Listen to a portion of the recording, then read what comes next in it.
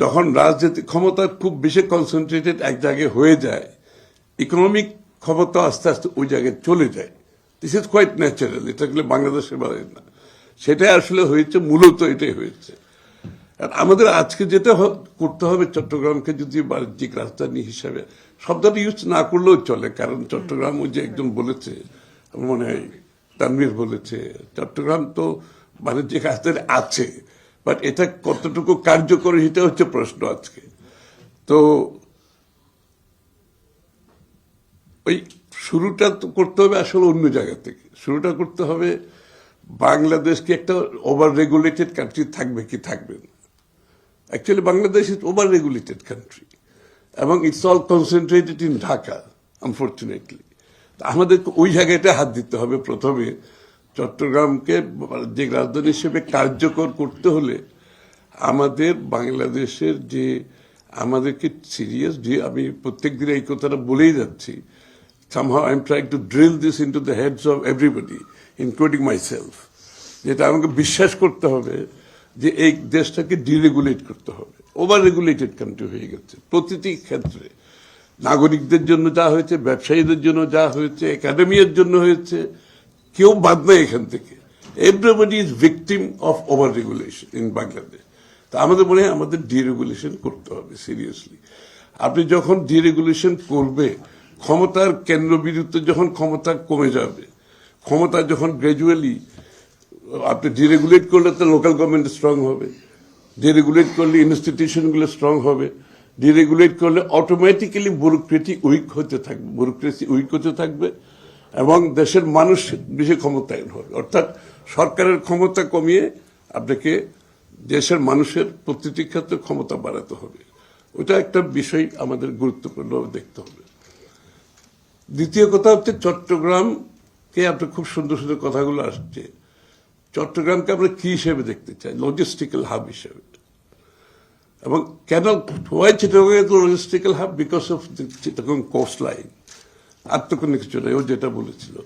আর তানভীর যেটা বলেছিল, এই হাবটা করার জন্য naturally Chittagong is the only suitable place. বাংলাদেশে তার দ্বিতীয় কোনো জায়গা নেই। আমরা তো অনেক জায়গায় ট্রাই করে দেখেছি বিভিন্ন পোর্ট টোট করার জন্য। ইট ওয়াজ জাস্ট গভর্নমেন্টের রিসোর্সগুলো ড্রেন হয়েছে, আর কিছু হয়নি, নাথিং ওয়ার্ক। সো চিটাগংকে যদি লজিস্টিক্যাল হাব করতে হয়, যে জাপানিজরা, যে ফার ইস্টে আমাদের যারা ইনভেস্টার আছে, তারা কিন্তু সবসময় দেখে থেকে কোস্টাল ডিস্ট্রিক্টটা কোথায় এবং কোস্টাল ডিস্ট্রিক্টের পটেন্সিয়ালটা এই দেশের গভর্নমেন্ট কত ইউজ করছে, এটা ইনফ্রাস্ট্রাকচার আছে কিনা, তারপরে দেশের ওভারঅল দেশের এটা ইনভেস্টমেন্ট ফ্রেন্ডলি দেশ কিনা, ইজ অফ ডুইং বিজনেস আছে কিনা, কস্ট অফ ডুইং বিজনেস আসলে কতটুকু এখানে আছে, এগুলো তো পরবর্তীতে। আগে ওরা কিন্তু প্রেফার করে একটা কোস্টাল ডিস্ট্রিক্টে মুভ করার জন্য। সুতরাং আমাদেরকে তো কোনো কিছু ইনভেন্ট করার কিছু প্রয়োজন নেই। চট্টগ্রামকে যদি আমরা লজিস্টিক্যাল হাব করতে চাই, কোস্টাল বেল্টকে ওই তো লজিস্টিক্যাল হাব করতে গেলে কিন্তু কোস্টাল বেল্টের কানেক্টিভিটিগুলো করতে হবে, ডেভেলপমেন্টগুলো করতে হবে। একটা এক্সাম্পল হচ্ছে কোরিয়ান ইপিজেড। যে জায়গাতে কোরিয়ান ইপিজেড করেছে, এটা করার অনেক আগে আমি একবার ওখানে গিয়েছি দেখার জন্য, কেয়াকসং সহ, যে এই জায়গাগুলো বালি, তুমি যেটা বললা, আসলে কোনো অ্যারেবল ল্যান্ড না, এখানে কোনো চাষবাস হয় না, জায়গাগুলো খুব একটা ভালো একটা ইউজ হয় না। এবং ওরা কিন্তু যেহেতু ওদের ওই নেকটা আছে, গ্লোবালি ওরা ইনভেস্ট করে, তো ওরা ওই জায়গাটাই বেছে নেয় যে এখানে কোনো চাষবাস হবে না, কিন্তু এটাকে আমি কনভার্ট করে একটা ইন্ডাস্ট্রিয়াল স্টেটে করতে পারবো।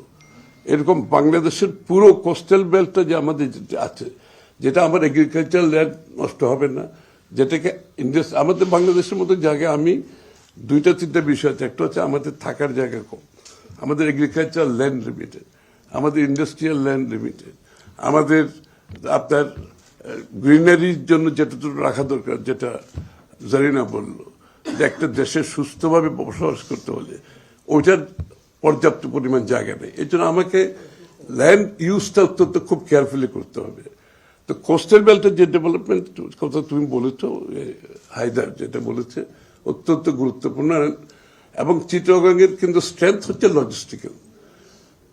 আপনি চিটাগং এই কোস্ট বেল্টটাকে পুরোটা কমিউনিকেশনের মাধ্যমে এনে এটাকে যদি আমরা ওয়্যার হাউজিং, আমরা কিন্তু চিটাগং একা চিন্তা করলে হবে না, পুরো রিজিয়নটাকে মাথায় রেখে হাব করতে হবে।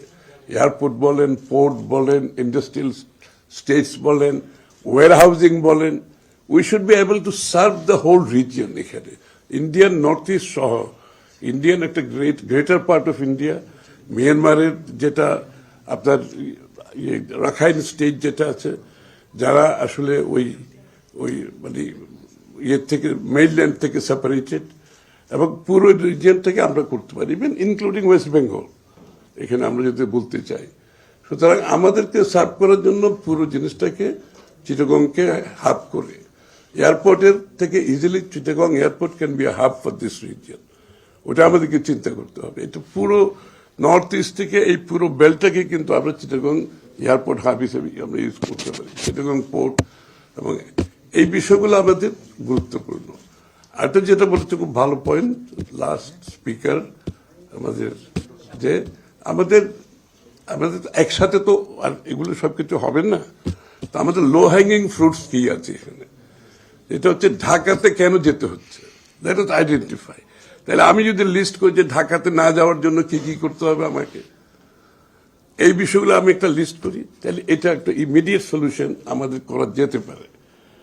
এটা খুবই ইম্পর্টেন্ট কথা তুমি বলেছো, and thank you very much. সবার মাথার মধ্যে আছে, বাট এটাকে in a very structured way আমরা যদি করতে চাই। কেন ঢাকা, যে টেস্টিং এর ব্যাপারে বলেছেন আপনারা, টেস্টিং কেন ঢাকা, সিম্পল ব্যাপার। এই সলিউশনগুলো তো এমন কোনো বিষয় না।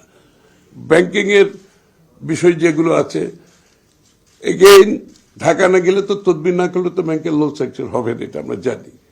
কেন ঢাকা যেতে হবে? আপনার বলেছে online is all very well if you deregulate. আপনার তো ডিরেগুলেট করতে হবে আগে। পুরো ডিরেগুলেট করলে যেরকম আপনি তো এখানে ব্যাংকেও যাওয়ার কথা না, আপনি বাসায় বসে অফিসে বসে কাজ করার কথা। আসলে ব্যাংকে যায় তো না, বিদেশে তো কেউ ব্যাংকে যায় নাকি? কেউ যায় না।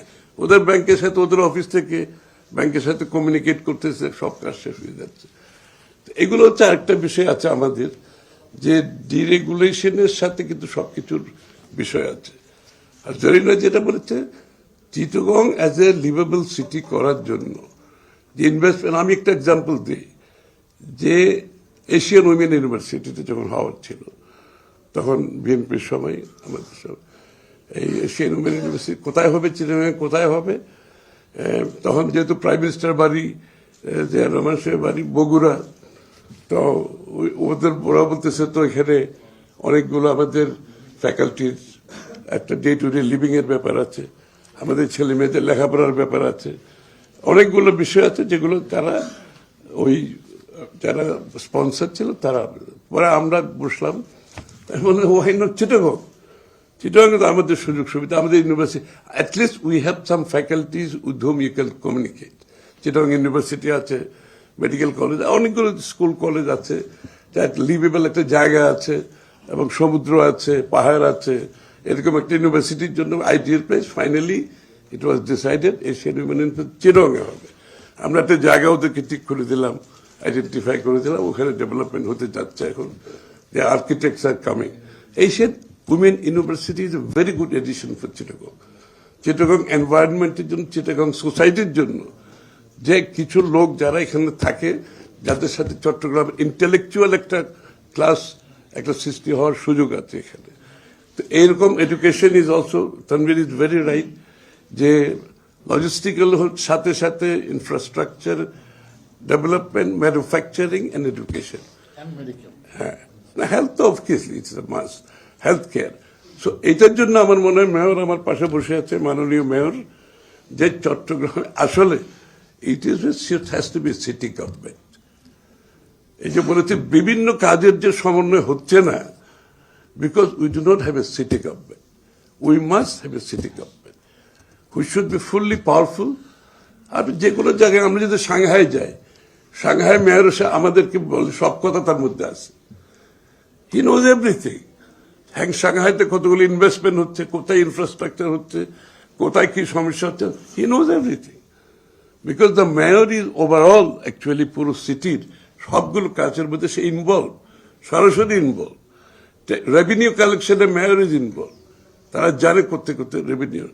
এবং we need a city government in Chittagong, বলবেন আমি বলবো অনেকগুলো জায়গায় দরকার আছে, বাট চিটাগং ইন পার্টিকুলার এটাকে যদি আমরা ওই যে কার্যকর করতে চাই, আমাদের সিটি গভর্নমেন্ট বিগ মেয়র থাকবে এখানে, এবং মেয়রের অধীনে পুরো ইনফ্রাস্ট্রাকচার থেকে শুরু করে এই যে যতগুলো coordinator, mayor is basically coordinator যেখানে যেটা সমস্যা হয়, এবং এটার জন্য ডিরেগুলেশন, এগেইন আমি ঘুরে ফিরে ডিরেগুলেশন, বাংলাদেশ হচ্ছে কনসেন্ট্রেটেড পাওয়ার বিভিন্ন জায়গায় দিয়ে রাখছে, যে জন্য কোনো বডি ফাংশন করতে পারছে না, ইট ইজ ডিসজয়েন্টেড সব জায়গায়। তো এই জন্য আমাদেরকে overall decentralization and deregulation and liberalization of